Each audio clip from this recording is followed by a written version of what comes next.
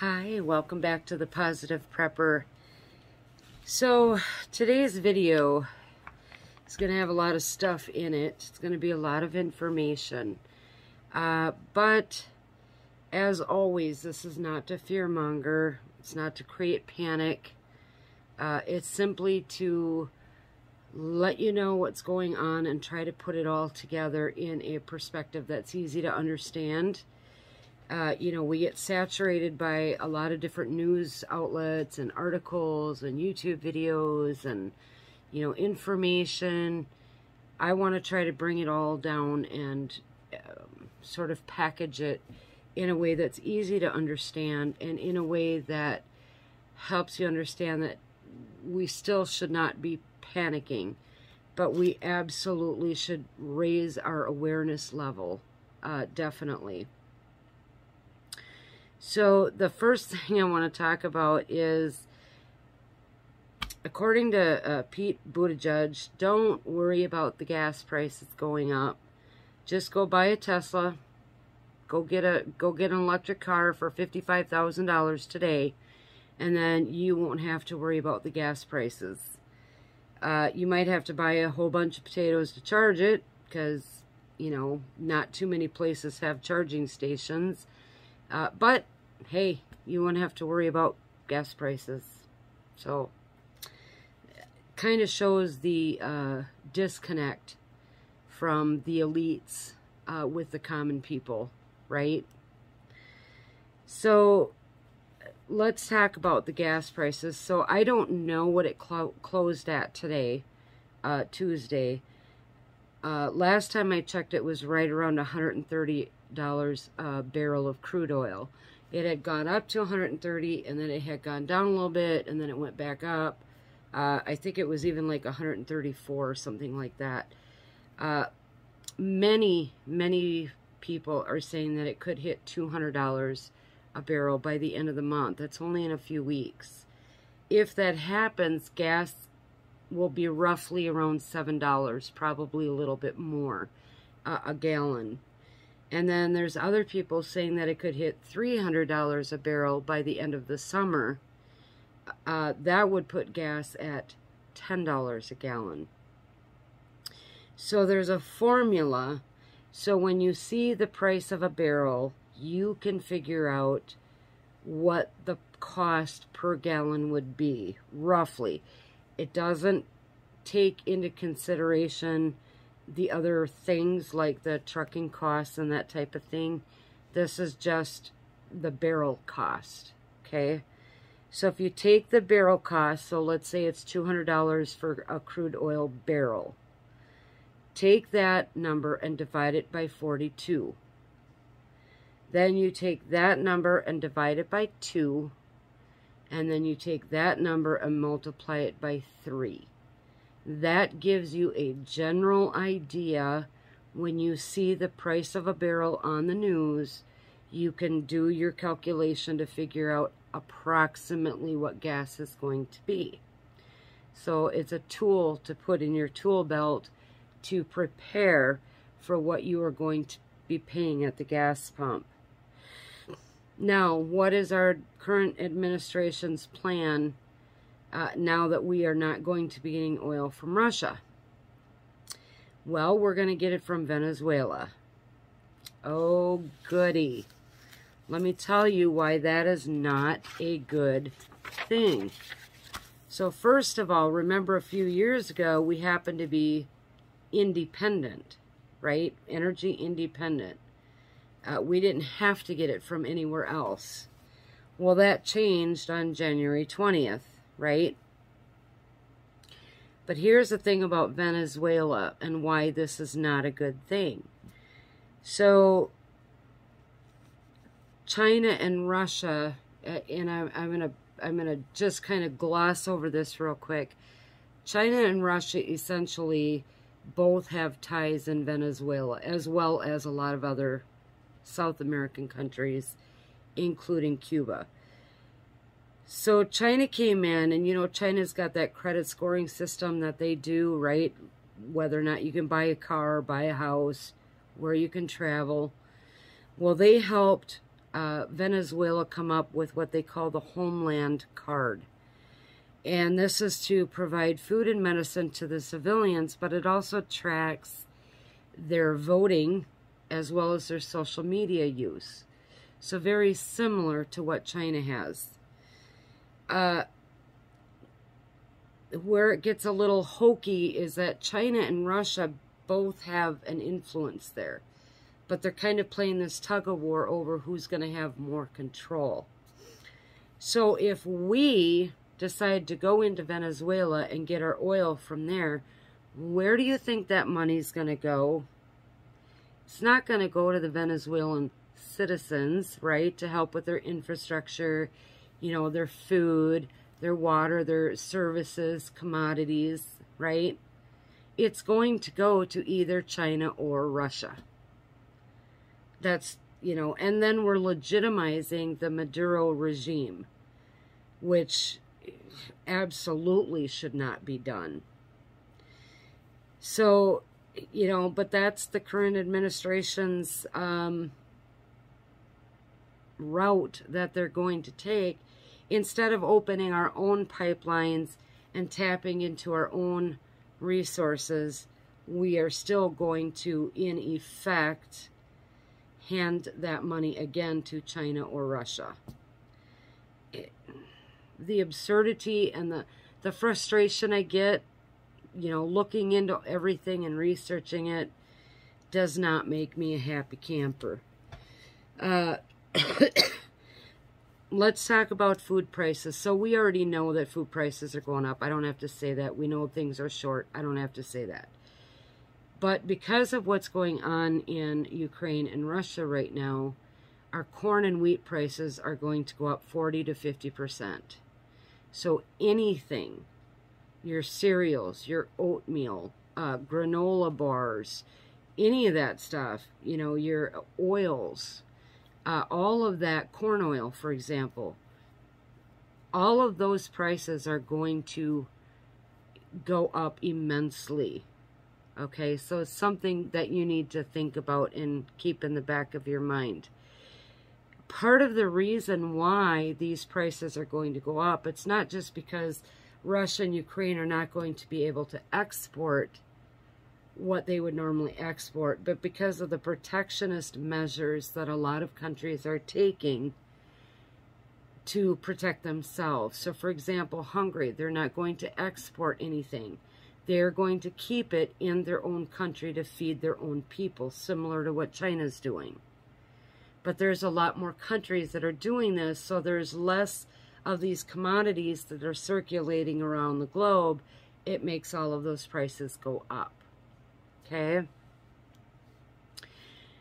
The next thing, so let's talk about this war. When this war between Russia and Ukraine started, and my husband and I had sat down and I said, there is just something not right about this.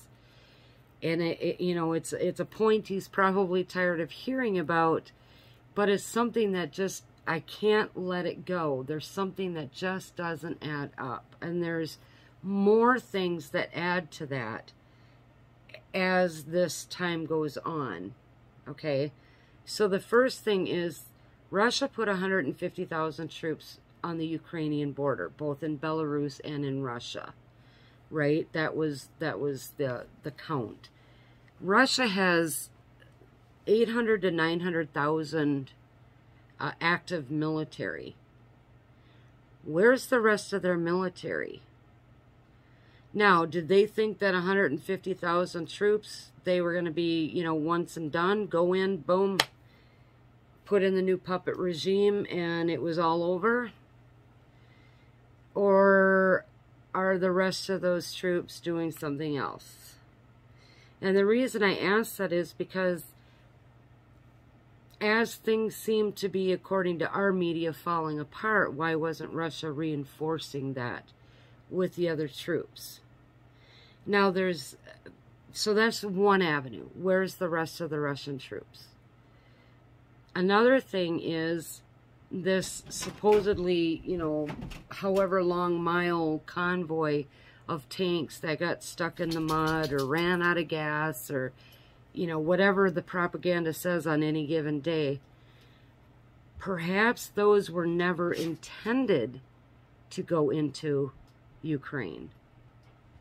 Perhaps those tanks, that convoy, is potentially used for a different location, and they're just kind of standing by waiting for that moment when they're supposed to go into where they're supposed to go into. There's just something not right about this. And if you are a Lord of the Rings fan, you will understand this statement. While the eyes of Sauron are on Ukraine, what is Frodo and Sam doing? Frodo and Sam, played by Putin and Xi Jinping. What are they doing? Why are we focused over here when other stuff is most likely happening over here? And what is it that's happening over there? And does that have anything to do with the rest of the Russian troops that seem to be MIA at the moment? So Europe, my understanding, is at DEFCON 2, and I think they have been since the end of February, if I remember right. So I looked up, you know, what are we at in the United States? Well, everything that I could find says that we're in DEFCON 3. Are we really? Are they going to make that public? I doubt it. Remember, we can't spread misinformation, but we also don't want to put out the truth because that would panic the American citizens, right? So if we are publicly saying that we're in DEFCON 3, my guess is we're probably at DEFCON 2 right along with Europe. So that means that there is a potential for an imminent threat of either a war or a nuclear war. Okay? No idea.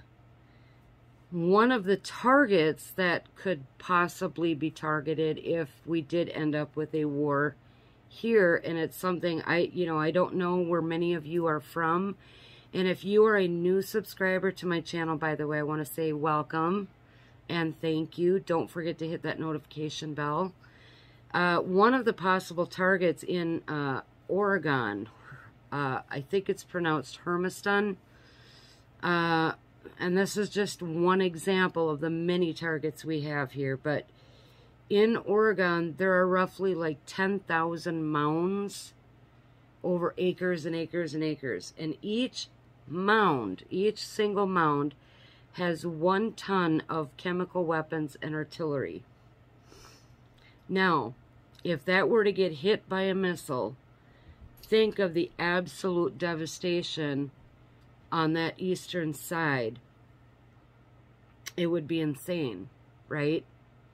That is just one particular target, one example, okay? But here's the thing that we need to remember, and it's another reason why I just feel like something's off about this whole thing. Russia doesn't need or want the United States, okay? We've been a global superpower, whatever that means, for a very long time.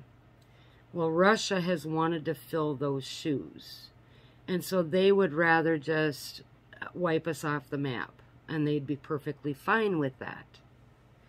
China, on the other hand, needs our resources.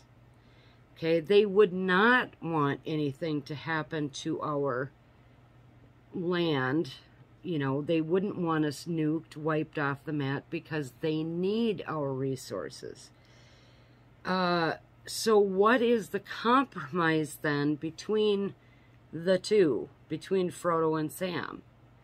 What is that compromise? What will be the outcome for the United States if both countries either want control or want us gone? Where does that leave us? And I don't know the answer to that. Now, something that we are going to be looking into that my husband found, I didn't know anything about it, is the United States Heartland China Association. So basically all of the states from North and South Dakota, Wisconsin, Minnesota, I don't know if Michigan was in that, I think it was, all the way down the center of the United States, down to Texas, Arizona, right? So this is the Heartland. It's part of the U.S. Heartland China Association. Well, we know that China's been buying up all kinds of farmland forever and ever and ever. And they either just recently got approved or are going to get approved for this massive facility in North Dakota, which is going to consume a lot of our wheat and grain. I think corn and wheat. It's going to consume a lot of what we grow. That's going to go into this facility where they can make the off products of it. Okay. They want to control our food source. China does. So, you know, is this all part of the reason for everything happening the way that it is right now? And you know that Sam and Frodo have been talking back and forth quite frequently since before this war started, and it certainly happened multiple times since the war has started. What are they talking about?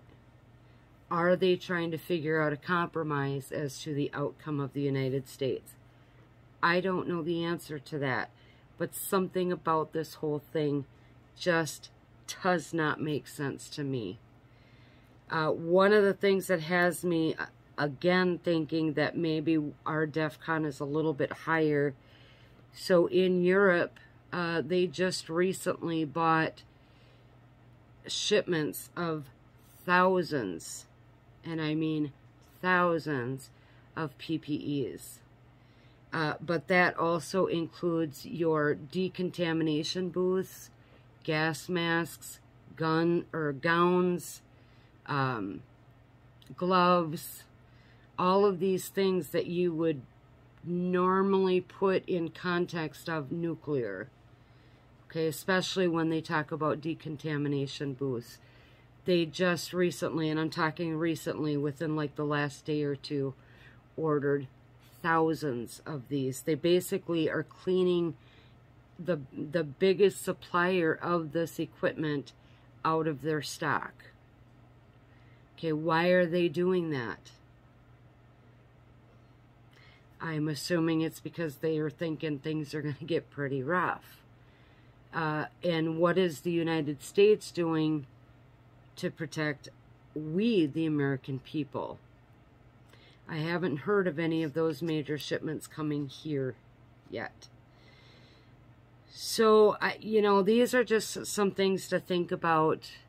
I don't know the answer to this. I just think there's something off about it. You know, but instead of really focusing on the American people and making things better for us, like lowering our food prices, lowering our gas prices, bringing us together in unity, right, as American citizens, they've got people coming out now saying that the only reason that we're interested in Ukraine is because there's no black people there. So we're making it about race. And I don't remember what Whoopi Goldberg said earlier today, but it, you know, the insanity just continues from these people, because they have A, no clue what they're talking about, and B, they have no other argument other than all of this is Trump's fault, or it's somebody else's fault. It will never be this current administration's fault in their eyes. And that's, you know, look at who we're sending over there to help in this.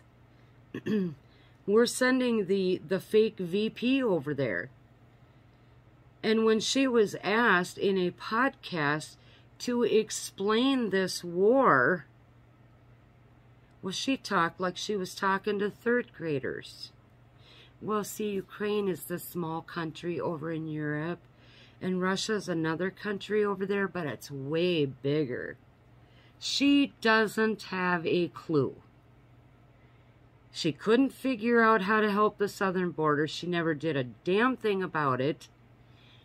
And now they're sending her over there to Europe to try to mitigate this conflict, this war with Russia.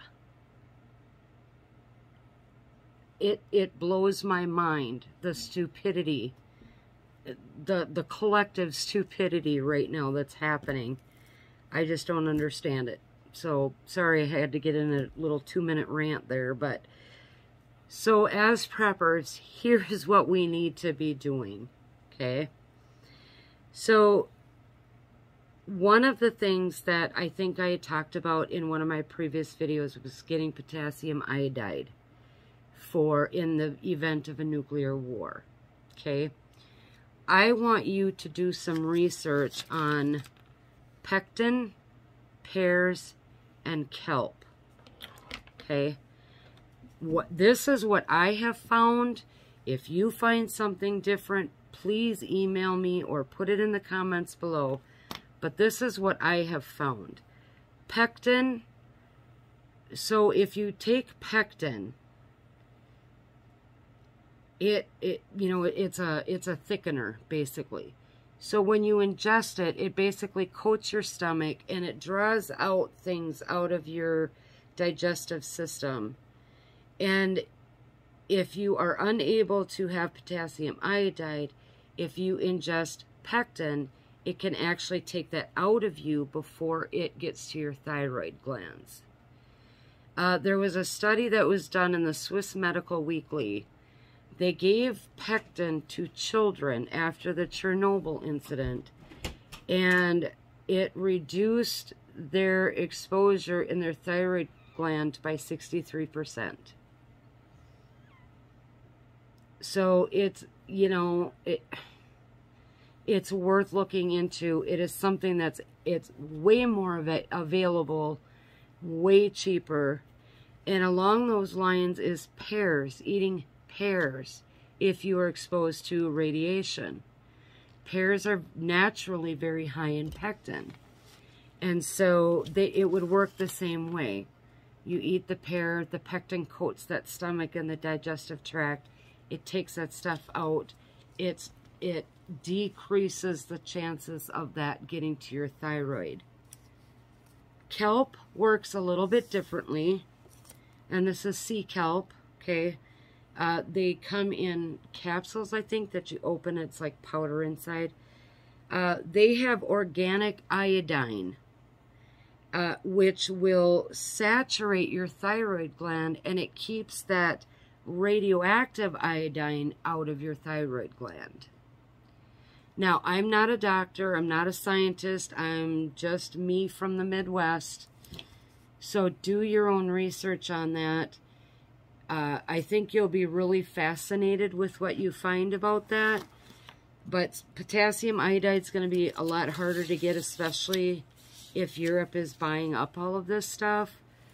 So these are some alternatives to that, but do your own research, okay? Don't say, well, Positive Prepper said, go do your own research. Go look up pectin, pears, and kelp and how they respond to radiation and protection of the thyroid gland. So that's the first thing. The second thing is, obviously, start saving your gas. Okay? If you have to make a trip to the grocery store, plan your trips. Make as few trips to the grocery store as you can. If you have to go to work, I get it. If you have to go to school, I get it. Church. But you have to prioritize where you are spending that gas and that gas money. Okay? If it gets up to $7 a gallon and you have a 15-gallon tank, that's $102 to fill your gas tank. Just to put that in perspective for you. My husband went and filled my vehicle up the other day. I was down to a quarter of a tank. It cost $60. It's just incredible how quickly this adds up. into our pocketbooks. Okay, so you need to prioritize where you're using that gas, and then make sure that you're budgeting the money for it.